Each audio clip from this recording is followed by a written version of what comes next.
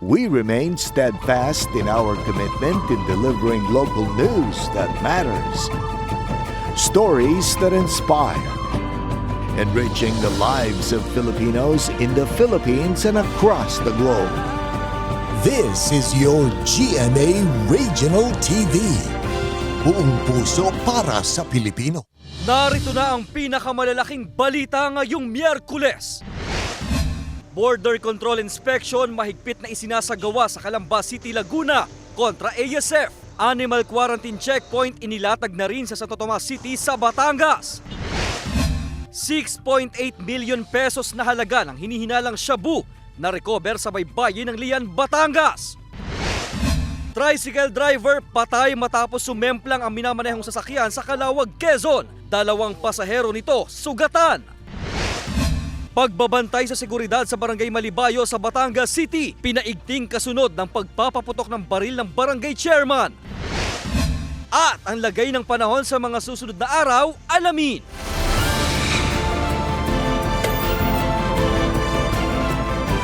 Ito ang GMA Regional TV, Balitang Southern Tagalog.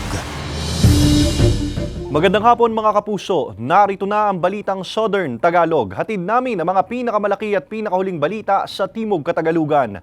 Live mula rito sa GMA Batangas Station, ako po si Ace Medrano.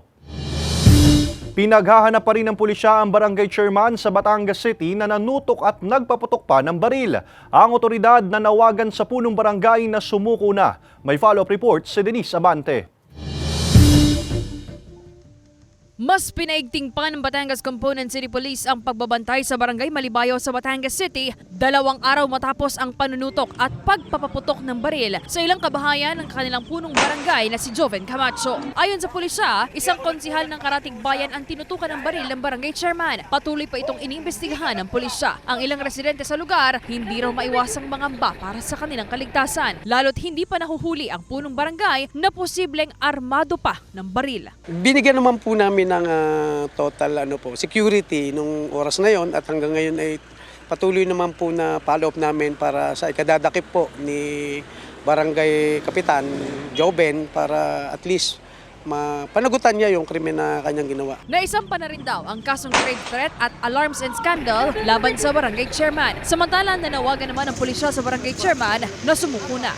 Marami na po kaming kinausap, yung mga relatives niya, pati po yung mga kasamahan niya, mga kaibigan niya na sumurrender na lang po para maging maayos po ang lahat. Dahil kapag patuloy po siya magtago, hindi po natin masabi na maging wanted siya at isurrender na rin po niya yung if ever na siya isusuko, yung mga baril po na under his possession. Sana isuko niya din para po, para resolba. Kung yung mga ginamit niyang armas, lalong-lalo po yung long firearms, ay malaman din namin kung siya ba ay registered or siya ay merong LTAP. Kasama si Buhay Dante Jr., Denise Abante, Balitang Southern Tagalog. Mahigpit na isinasagawa ang border control inspection sa Calamba City, Laguna kontra African Swine Fever. Samantala, apektado na rin ng ASF ang 2 lungsod at 1 bayan sa Laguna ayon sa Provincial Veterinary Office. Para sa detalye, makakasama natin live si Paul Hernandez. Paul.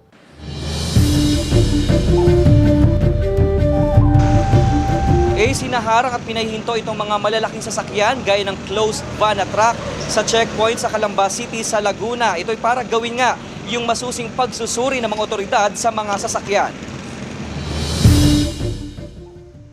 Walang lusot ang mga dumaraang truck, closed van at malalaking sasakyan sa highway ng Barangay Turbina sa Calamba City, Laguna. Sanib-puwersa ang PNP, Bureau of Quarantine, Poso at City Veterinary Office sa Border Control Inspection sa mahigpit na pagbabantay kontra ASF. Lalo't karatig probinsya lang ng Calamba ang Batangas. May mga ilan-ilan po pero may mga papel naman po yun eh. Tsaka yung iba naman pagka walang papel, pinababalik po namin sa main nila kung saan sila galing na bayan. Pinabababa ang mga biyahero para tiyaking walang anumang karneng baboy o live pig na karga sa sasakyan. Hindi, ayos lang po. Tama lang po yun. Salamat po.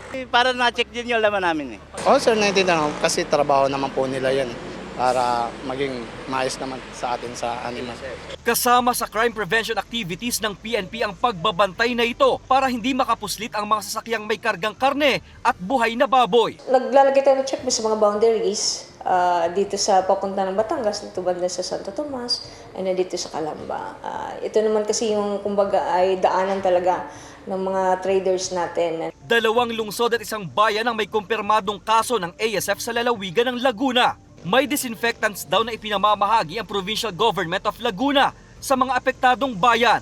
Yung population naman natin dito sa Laguna, hindi naman ganun kadami as compared to yung ibang probinsya dito sa Calabarzon. Sabi ng Laguna Veterinary Office, kailangang magpakita ng biyahero ng Veterinary Health Certificate, local shipping permit, livestock handler's license, at transport carrier accreditation. Wala pang datos ang pamahalang palalawigan sa bilang ng mga culled hogs o mga na-depopulate na baboy. At kahit sa Star Tollway sa Santo Tomas, Batangas, may animal checkpoint din. Hindi basta-basta nakalulusot ang mga baboy palabas ng Batangas. Ang mga truck galing ibang lugar, dinidisinfect muna bago makapasok sa lalawigan ng Batangas. Sa ngayon ay wala pang naibibigay na datos yung Laguna Provincial Veterinary Office patungkol doon sa halaga na pinsalang dulot itong African Swine Fever. Patuloy pa rin daw sila sa pangangalap ng impormasyon. Ace. Maraming salamat, Paul Hernandez. Nararanasan na rin ng ilang nagbebenta ng mga pakain ng baboy sa Batangas City ang matumal na bentahan. Alamin yan sa report ni Denise Abante.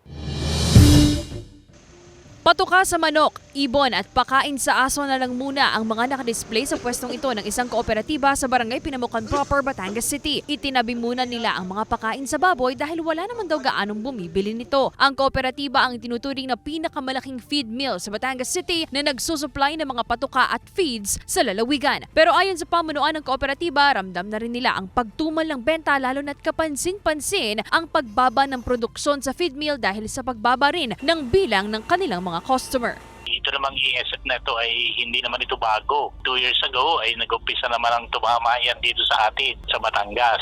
At simula noon hanggang ngayon ay hindi naman yan nawala. Pabawas ng pabawas. From time to time ay may mga farms na tunay na tinatamaan. Ito ay matagal na nating nararamdaman at dating sa ating feed production. Kung ramdam na ng kooperatiba ang pagtumal sa benta, lalo na raw para sa 69 anyos na si Tomas. Kung dati-rati may pangilan-ngilan daw siyang sakong pakain para sa baboy, inalis na niya ito ngayon. Wala na rin daw kasing bumibili ng pakain dahil ang dating mga suki mula sa ibang bayan na apektado ng ASF hindi na bumibili dahil wala namang kakain. Kaya bukod sa patuka sa mga manok, dinagdagan na rin niya ng ilan pang mga grocery items ang maliit na tindahan para naman daw kahit papaano ay makabenta pa rin. Dito ay ang may isa lang na nag-aalaga ng baboy. Wala na dito sa amin. Nung una, meron. Doon na lang kikita. Sayang naman kung hindi yun ang ilalagay. Dahil kung aasa lang sa patuka, wala, kaunti lang kikitain. Umaasa ang tinderong si Tomas na babalik ang sigla ng bentahan sa lalong madaling panahon. Lalo kung itong ASF hindi makakapasok dito sa atin, dito sa Batangas City, babalik ang sigla ng babuyan at saka manukan. Sa ngayon, mahigpit pa rin ang isinasagawang animal checkpoint at biosecurity sa Batangas City upang matiyak na hindi makakapasok ang ASF virus sa lungsod. Kasama si J. Armanhares, Denise Abante, Balitang Southern Tagalog. Puspusang isinasagawa ng TDRO ang clearing operation sa mga sidewalks sa Batangas City. Alamin yan sa report ni Denise Abante. Naging mainit sa mga mata ng kawani ng TDRO Batangas City ang mga nakaharang na bato, yero at mga nakaparadang sasakyan sa kahabaang ito ng Barangay Kuta, Batangas City. Kaya naman sa isinagawang regular road clearing operations, tinanggal ang mga bato, binaklas ang mga yero at pinalis ang mga nakaparadang sasakyan sa gilid ng kalsada. Agad na isinakay sa truck at itatapon sa dump site ng Batangas City. May mga nadadaan sa pakiusapan. Sir, pasuyo na lang po ha. Bawal po ako din eh. Pero ang ilan, syempre, hindi maiiwasan ang barakuhan. Mag-iyo, sir, bawal po ito. Sidewalk po. Daan po ito ng tao, sir. Ha? Daan po kasi ng tao. Bawal po ito.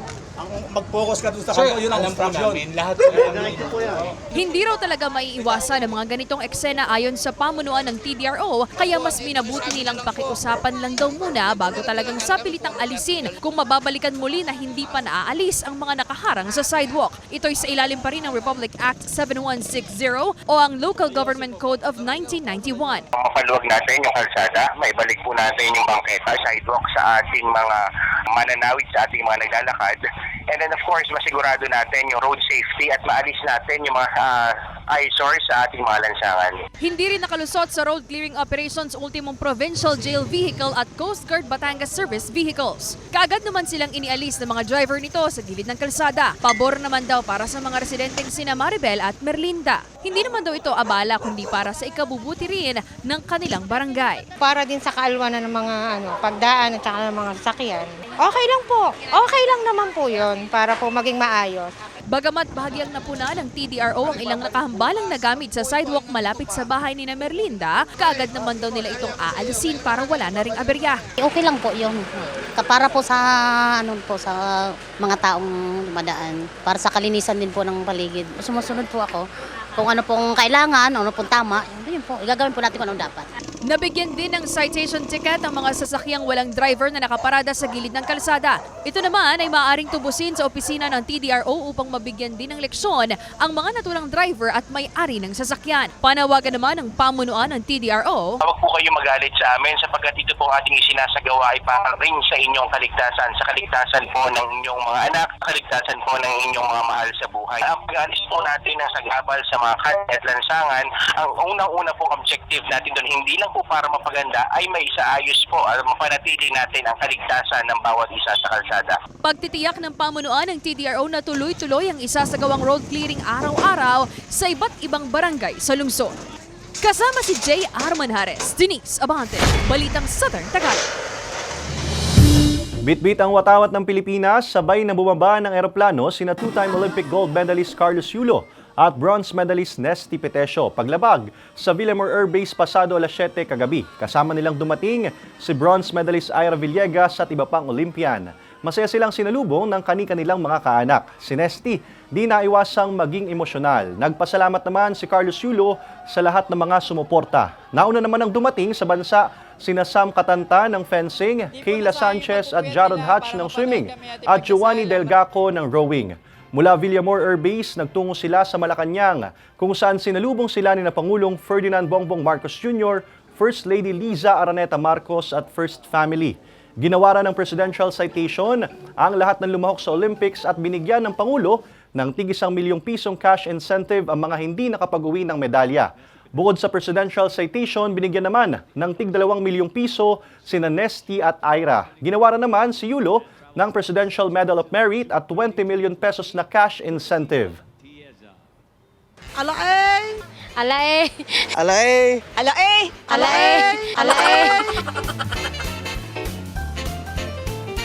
Pabalik po.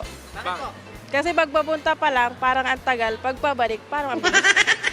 Papunta, mahirap. Ay, yung pabalik, alam mo na kung saan ka babalik eh. Yung papunta, hindi mo alam kung saan ka tutungo eh. Ay dahil po pagpabalik po ay wala na pupuntahan. Hindi po agad nakatatagpuan yung pupuntahan, hahanapin pa po. Pabalik. Kasi alam mo na yung pupuntahan mo. Pagpapunta, hahanapin mo pa minsan. Pagpapunta, pwede ka pang maghanap kung saan ka pupunta. Pero yung pabalik, of course, na-retain na yun sa isip mo. Kaya mas madali ang pabalik. Wow! Kasi pag po papunta, parang ang layo po niya. Tapos pag pabalik naman, dahil nakarating na po kayo doon, parang mas madali po kapag pabalik.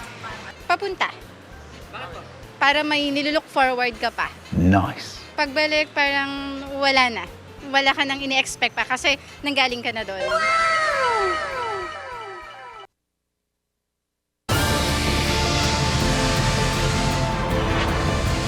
Ito ang GMA Regional TV, Balitang Southern Tagalog.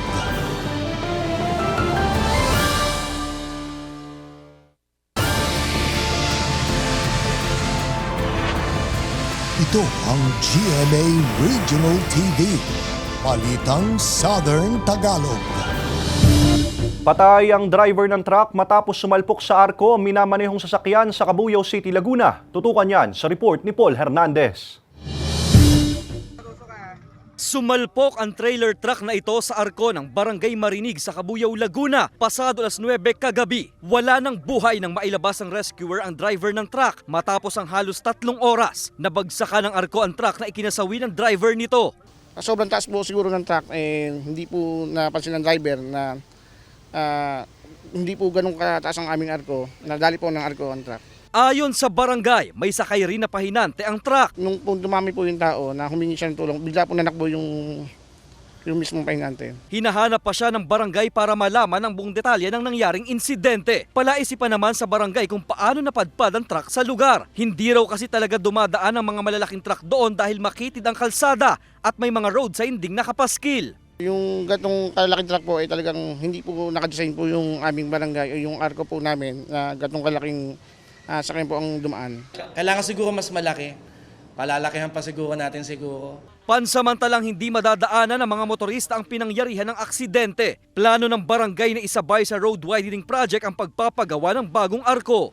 Paul Hernandez, Balitang Southern Tagalog. Na-recover sa baybayin ng Lian, Batangas ang 6.8 million pesos na halaga ng hinihinalang shabu. Tutukan yan sa report ni Denise Abante. Nakasilid sa isang plastik ng matagpuan ng isang residente sa baybayin ng Barangay Luyahan, Lian, Batangas ang tinatayang 6.8 million pisong halaga ng hinihinalang shabu. Agad umano niya itong sinabi sa barangay na siyang nag-report sa pulisya. Nang timbangin ng PIDEA Calabarzon, may bigat na 1,000 gramo o katumbas na 1 kilo ang na-recover na ebidensya. Tingin ng pulisya, posibleng mula sa ibang lugar at napadpad lang sa baybayin ng Lian ang hinihinalang shabu. Sa isinagawang follow-up, seaborne patrolling at monitoring ng otoridad sa lugar, na-recover nila ang palutang-lutang na styrofoam na may nakasulat na hindi pa malamang karakter. Tinitingnan natin yung maaring link ng styro dito sa na-recover na shabu at meron silang sa kasalukuyan hindi natin ma-determine kung anong ibig sabihin ng mga letra na nakasulat po doon sa styro. Isa lang po yung sigurado, ito po ay nagmula sa ibang bansa. Accordingly, dito po sa kasama natin sa Philippine Drug Enforcement Agency, ang mga markings ay same markings din po sa mga illegal drugs na na-recover in the north. Sa kasalukuyan, nasa kustodiya na ng PIDEA Calabarzon ang mga na-recover na ebidensya para sa mas masusing investigasyon. Panawagan ng otoridad sa mga residente. Ako po yung umapila sa aming mga kababayan na kung sakali po na meron pong makita na plastic substance na ito na may naghinihinalang isa po. Mangyari po lamang na ipagbigay alam po dito po sa kapulisan ng Lian, Batangas sapagkat ito po na 1 kilo ng droga po na ito ay makapunta po sa ating community. Marami po itong sisirain kinabukasan. Patuloy naman ang seaborne patrolling at monitoring ng otoridad sa karagatan ng Lian upang malaman kung may kasama pa ang mga nakitang hinihinalang shabu. Denise Abante, Balitang Southern Tagalog. Sinamantala ng ilang residente sa Batangas City ang maliwalas na panahon para makaligo sa dagat. Samantala, posibleng magtagal ang magandang panahon hanggang sa susunod na linggo ayon sa Pag-asa. Nagbabalik sa report si Denise Abante.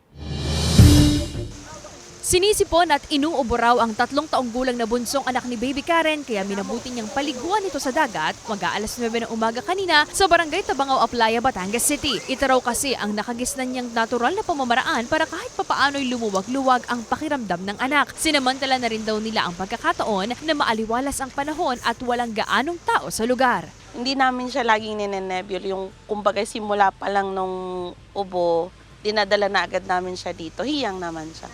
Banding na din ng family kasi pag alangang araw, pag ganitong weekdays, walang gasinong tao. Pag weekends kasi puno dito. Namingwit naman ng pangulam na isda si Joven. Kapag ganitong panahon daw ay lumalabas ang mga isdang bato. Pangulam lang, para pong may ulam. Ayon sa Weather State Bureau, posibleng magtagal hanggang sa susunod na linggo ang maaliwalas na panahon na nararanasan sa Kalakhang, Calabarzon at Mimaropa. Epekto ito ng mahinang habagat na nararanasan sa mga nabanggit na lugar ayon sa Pag-asa. Wala po tayong sama ng panahon na magdudulot ng malalakas na pag-ulan na magkakaroon po tayo ng mga pagbaha. Hanggang Lunes kasi wala po tayong nakikitang large weather system na magdudulot sa atin ng sama ng panahon except for small weather disturbance, mga thunderstorm. Kahit nakararanas ng magandang panahon, asahan pa rin ang panakanakang pag-ulan. Usually, gano'n naman ang nararanasan natin na Sa madaling araw, may mga konting pag-ulan, pero pagdating ng umaga, wala na. Minsan, makakaranas lang tayo ng cloudy sa maghapon.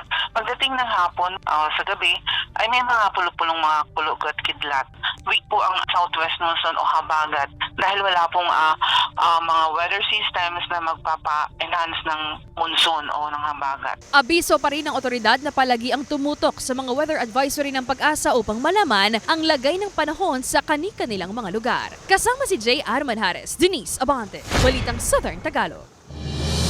Sa mga naghahanap ng trabaho, lalo na sa mga residente ng San Juan, Batangas na edad 18 pataas, magkakaroon po ng job fair o one-stop employment hub ang lokal na pamahalaan ng San Juan sa pamamagitan ng PESO. Bukas po yan, Huwebes, August 15, mula alas 8 ng umaga hanggang alas 3 ng hapon. Aabot sa mahigit 6,000 job vacancies ang iaalok mula sa 19 na kumpanya. Isasagawa yan sa Municipal Gymnasium sa Barangay Poblasyon. Huwag kalimutang dalhin ang updated resume at ballpen. Samantala, kasabay ding isasagawa ang one-stop shop ng PhilHealth, SSS, GSIS at Pag-ibig. Ito ang GMA Regional TV. Balitang Southern Tagalog.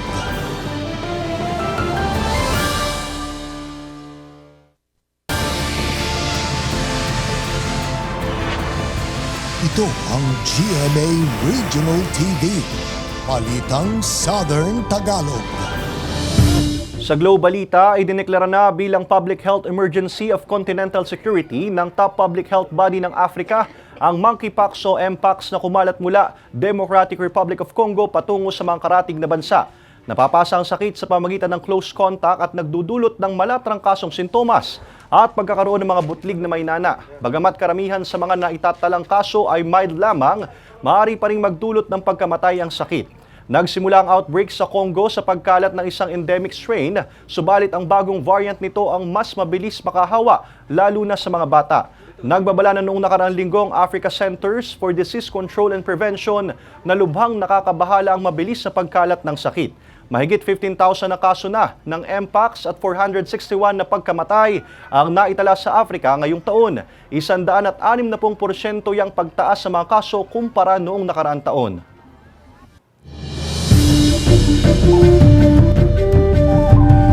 Patay ang isang tricycle driver matapos sumemplang ang minamanehong tricycle sa Calawag, Quezon. Ang 2 pasahero sugatan. Nakatutok si Paul Hernandez.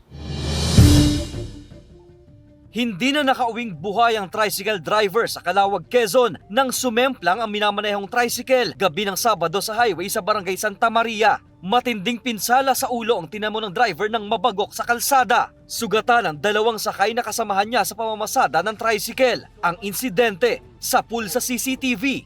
Nagulat at napapreno siya, napapull stop siya. Tsaka siguro ay natapakan niya rin yung foot brake niya. Kaya nangyari ay biglang nag-lose control yung kanyang sasakyan. Bumaliktad at tumilapon sila. Batay sa investigasyon, mabilis ang takbo ng tricycle. Galing daw inuman ng mga biktima. Kakalibing lang last week nung asawa ng driver. So, medyo dumadaan sa pagluluksa at kalungkutan. Kaya inaya niya yung mga katoda niya at sila'y nag-inom. Sinusubukang mahinga ng panig ng GMA Regional TV, Balitang Southern Tagalog, ang pamilya ng nasawi. Pero ayon sa pulis, tanggap ng kaanak ng biktimang aksidente ang nangyari. Bili namang otoridad na magdoble ingat sa pagmamaneho at iwasang mag-drive ng nakainom. Paul Hernandez, Balitang Southern Tagalog.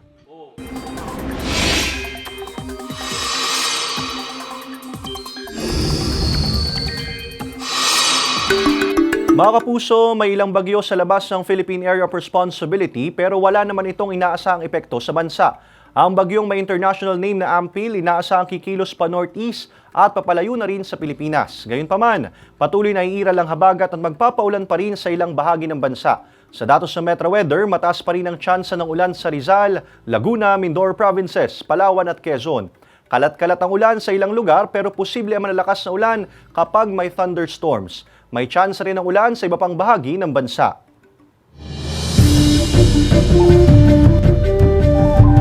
Napasabak daw si Rocco Nasino sa mga heavy scene sa GMA Afternoon Drama na Lilet Matias at Tony Atlo. Narito ang report ni Paul Hernandez.